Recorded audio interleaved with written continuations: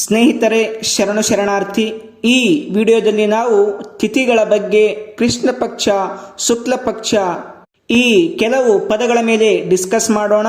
ಇವುಗಳ ಅರ್ಥ ಏನು, ಅದರ ಬಗ್ಗೆ ನಾವು ತಿಳಿದುಕೊಳ್ಳೋಣ.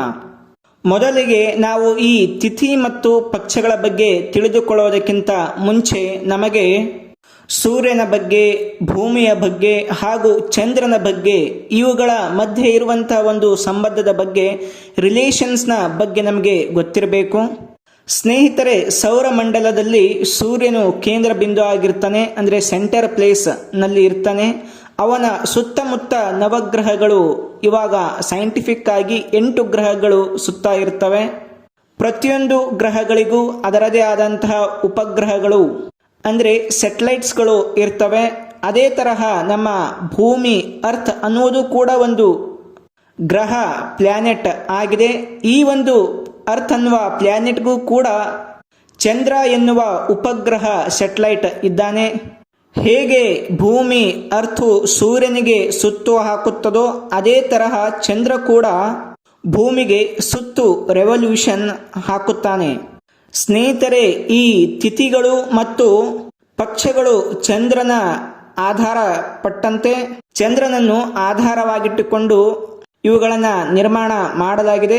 ಆದ್ದರಿಂದ ನಾವು ಇವತ್ತು ಚಂದ್ರನ ಬಗ್ಗೆ ಮಾತಾಡೋಣ. ಚಂದ್ರನು ಈ ಭೂಮಿಯನ್ನ, ಪೃಥ್ವಿಯನ್ನ ಸುತ್ತುತ್ತಾನೆ ಅನ್ನುವಂಥದ್ದು ನಮಗೆಲ್ಲ ಗೊತ್ತಿರುವಂತಹ ವಿಷಯ. ಇದರ ಜೊತೆ ಚಂದ್ರ, ಮೂನು ತನ್ನನ್ನು ತಾನು ಕೂಡ ಸುತ್ತು ಹಾಕಿಕೊಳ್ಳುತ್ತಾನೆ. ಇದರ ಜೊತೆ ಮತ್ತು ಸೂರ್ಯನನ್ನು ಕೂಡ ಸುತ್ತು ಹಾಕುತ್ತಾನೆ. ಅಂದರೆ ಇಲ್ಲಿ 3 ಸುತ್ತುಗಳನ್ನು ಅವನು ಹಾಕ್ತಾ ಇದ್ದಾನೆ. ಒಂದು ಸುತ್ತು ತನ್ನನ್ನು ತಾನು ಹಾಕಿಕೊಳ್ತಾ ಇದ್ದಾನೆ, ಇನ್ನೊಂದು ಸುತ್ತು ಪೃಥ್ವಿ, ಭೂಮಿಯನ್ನು ಹಾಕ್ತಾ ಇದ್ದಾನೆ, ಮತ್ತೊಂದು ಸುತ್ತು ಸೂರ್ಯನನ್ನ ಹಾಕ್ತಾ ಇದ್ದಾನೆ. ಇಲ್ಲಿ 3 ಸುತ್ತುಗಳನ್ನ ಚಂದ್ರ ಹಾಕ್ತಾ ಇದ್ದಾನೆ. ಹೀಗೆ ಚಂದ್ರ ಸುತ್ತು ಹಾಕ್ತಾ ಇರಬೇಕಾದ್ರೆ ನಾವು ಭೂಮಿಯಲ್ಲಿರುವ ನಮಗೆ ಕಾಣಿಸುವುದು ಏನಂತಂದ್ರೆ, ಸೂರ್ಯ ಕೆಲವೊಂದು ಸಲ ಬೆಳೀತಾ ಹೋಗ್ತಾನೆ, ಮತ್ತೆ ಕೆಲವೊಂದು ಸಲ ಕಡಿಮೆ ಆಗ್ತಾ ಹೋಗ್ತಾನೆ. ನಾವು ಇದನ್ನೆಲ್ಲ ಹುಣ್ಣಿಮೆ ಮತ್ತು ಅಮಾವಾಸ್ಯೆಗಳ ಮಧ್ಯೆ ದಿನಗಳಲ್ಲಿ ನೋಡ್ತೀವಿ. ಹೀಗೆ ಚಂದ್ರ ಭೂಮಿಗೆ ಸುತ್ತು ಹಾಕೋದ್ರಿಂದ ನಾವು ಹುಣ್ಣಿಮೆ ಮತ್ತು ಅಮಾವಾಸ್ಯೆಗಳನ್ನ ನೋಡುತ್ತೇವೆ. ಸ್ನೇಹಿತರೆ, ಅಮಾವಾಸ್ಯೆಗೆ ಇಂಗ್ಲಿಷ್ನಲ್ಲಿ ನ್ಯೂ ಮೂನ್ ಅಂತೇಳಿ ಕರೀತಾರೆ, ಮತ್ತು ಹುಣ್ಣಿಮೆಗೆ ಅಥವಾ ಪೌರ್ಣಿಮೆಗೆ ಇಂಗ್ಲಿಷ್ನಲ್ಲಿ ಫುಲ್ ಮೂನ್ ಅಂತೇಳಿ ಕರೆಯುತ್ತೇವೆ. ಸ್ನೇಹಿತರೆ, ನಾವು ತಿಥಿ ಮತ್ತು ಪಕ್ಷಗಳ ಬಗ್ಗೆ ತಿಳ್ಕೊಳ್ಬೇಕಂದ್ರೆ ಇಷ್ಟು ಬೇಸಿಕ್ ಒಂದು ಅಂಶಗಳು ನಮಗೆ ಗೊತ್ತಿರಬೇಕು. ಸ್ನೇಹಿತರೆ, ಈಗ ತಿಥಿ ಅಂದ್ರೆ it is a moment of new moon, ಅಂದ್ರೆ ಹೊಸ ಚಂದ್ರ ಹುಟ್ಟಿಕೊಳ್ಳುವಂಥದ್ದು. ಈ ಸಮಯದಲ್ಲಿ ಸೂರ್ಯನ ಮತ್ತು ಚಂದ್ರನ ಲಾಂಜಿಟ್ಯೂಡ್ಸ್ ಅಂತಂದ್ರೆ ರೇಖಾಂಶಗಳು 2 ಈಕ್ವಲ್ ಆಗಿರ್ತವೆ. ಈ ದಿವಸವೇ ಅಮಾವಾಸ್ಯೆ ಆಗಿರ್ತದೆ. ಹೀಗೆ ಸೂರ್ಯ ಮತ್ತು ಚಂದ್ರನ ಲಾಂಜಿಟ್ಯೂಡ್ಸು, ರೇಖಾಂಶಗಳು ಒಂದೇ ಆಗಿರುವಂತಹ ದಿನವನ್ನ ನಾವು ತಿಥಿಗಳು ಅಂತೇಳಿ, ತಿಥಿ ದಿನ ಅಂತೇಳಿ ಕರೀತೇವೆ. ಒಂದು ವರ್ಷದಲ್ಲಿ ಟೋಟಲ್ ಆಗಿ 30 ತಿಥಿಗಳು ಇರ್ತವೆ.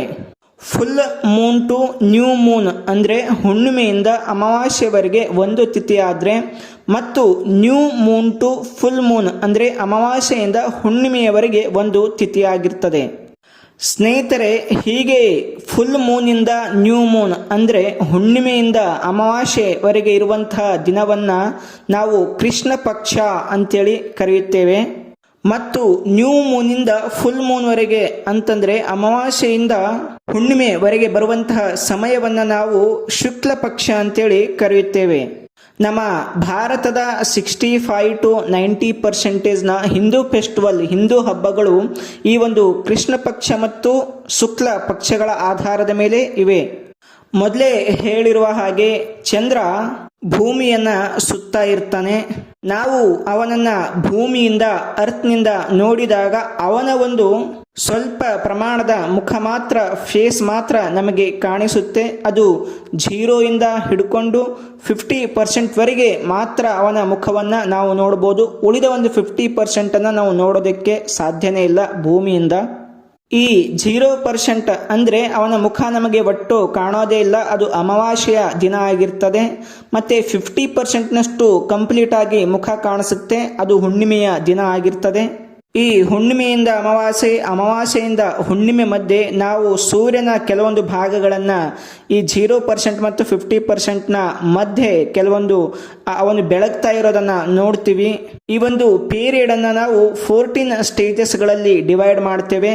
ಆದ್ದರಿಂದ ಟೋಟಲ್ ಆಗಿ ಈ ನ್ಯೂ ಮೂನಿಂದ ಫುಲ್ ಮೂನ್ವರೆಗೆ 14 ಸ್ಟೇಜಸ್ಸು, ಫುಲ್ ಮೂನಿಂದ ನ್ಯೂ ಮೂನ್ವರೆಗೆ 14 ಸ್ಟೇಜಸ್ಸು, ಪ್ಲಸ್ ಅಮಾವಾಸ್ಯೆ ಒಂದು ದಿವಸ, ಹುಣ್ಣಿಮೆ ಒಂದು ದಿವಸ ಹಿಡ್ಕೊಂಡ್ರೆ 30 ತಿಥಿಗಳನ್ನು 30 ತಿಥಿಗಳಾಗಿ ಡಿವೈಡ್ ಮಾಡಿದ್ದೇವೆ. ಸ್ನೇಹಿತರೆ, ಸಿಂಪಲ್ ಆಗಿ ಒಂದು ತಿಥಿ ಈಕ್ವಲ್ ಟು ಒಂದು ಅಮಾವಾಸ್ಯ ಮತ್ತು ಒಂದು ಹುಣ್ಣಿಮೆ ಅಥವಾ ಒಂದು ಹುಣ್ಣಿಮೆ ಆಗಿರ್ತದೆ. ಹೇಗೆ ಚಂದ್ರ ಭೂಮಿಯನ್ನು ಸುತ್ತು ಹಾಕಿರ್ತಾನೋ ಅದೇ ಥರ ಸೂರ್ಯನನ್ನು ಸುತ್ತು ಹಾಕ್ತಾ ಇರ್ತಾನೆ. ಒಂದು ಸುತ್ತು ಅಂದರೆ 360 ಡಿಗ್ರಿ ಆ್ಯಂಗಲ್ ಆಗಿರ್ತದೆ. ಚಂದ್ರ 12 ಡಿಗ್ರಿ ಆ್ಯಂಗಲ್ ಮೂವ್ ಆದರೆ ಅದೊಂದು ತಿಥಿ ಆಗಿರ್ತದೆ. ಮೊದಲ ತಿಥಿಯನ್ನು ನಾವು ಪ್ರಥಮ ಅಥವಾ ಪ್ರತಿಪಾದ, 24 ಡಿಗ್ರಿಗೆ ಎರಡನೇ ತಿಥಿ, ಇದನ್ನು ನಾವು ದ್ವಿತೀಯ, ಹೀಗೆ ನೆಕ್ಸ್ಟು ತೃತೀಯ ಅಂಥೇಳಿ, ಚತುರ್ಥಿ, ಪಂಚಮಿ, ಅಷ್ಟಮಿ, ನವಮಿ, ಹೀಗೆ ಎಲ್ಲ ನಾವು ಹೆಸರುಗಳನ್ನು ಕೊಟ್ಕೊಂಡು ಹೋಗ್ತೀವಿ. ಇಲ್ಲಿ ನಾವು ಉದಾಹರಣೆಗೆ ಒಂದು ತಿಥಿಯನ್ನು, ಶ್ರಾದ್ದ ತಿಥಿಯನ್ನು ತೆಗೆದುಕೊಂಡ್ರೆ ಈ ದಿವಸ ಹಿಂದೂ ಜನರು ತಮ್ಮ ಪೂರ್ವಜರಿಗೆ ಒಂದು ಡೆತ್ ಆ್ಯನಿವರ್ಸರಿ, ಈ ಒಂದು ತಿಥಿಯ ಆಧಾರದ ಮೇಲೆ ಅವರು ಡೆತ್ ಆ್ಯನಿವರ್ಸರಿ ಮಾಡುವಂಥದ್ದು. ಮತ್ತು ನಾವು ಯಾವುದೇ ಡೆತ್ ಆ್ಯನಿವರ್ಸರಿ ಮಾಡಬೇಕು ಅಂದಾಗ ಮಂತ್, ಮಾಸ ಯಾವುದು, ಪಕ್ಷ ಯಾವುದು ಮತ್ತು ತಿಥಿ ಯಾವುದು, ಈ ಎಲ್ಲವನ್ನು ಗಣನೆಗೆ ತೆಗೆದುಕೊಂಡೇ ಯಾವ ದಿನ ನಾವು ಡೆತ್ ಆ್ಯನಿವರ್ಸರಿ ಅಂದರೆ ಪುಣ್ಯ ಸ್ಮರಣೆಯನ್ನು ಮಾಡಬೇಕಂಥೇಳಿ ಪಂಚಾಂಗದ ಮುಖಾಂತರ ಡಿಸೈಡ್ ಮಾಡ್ತಾರೆ.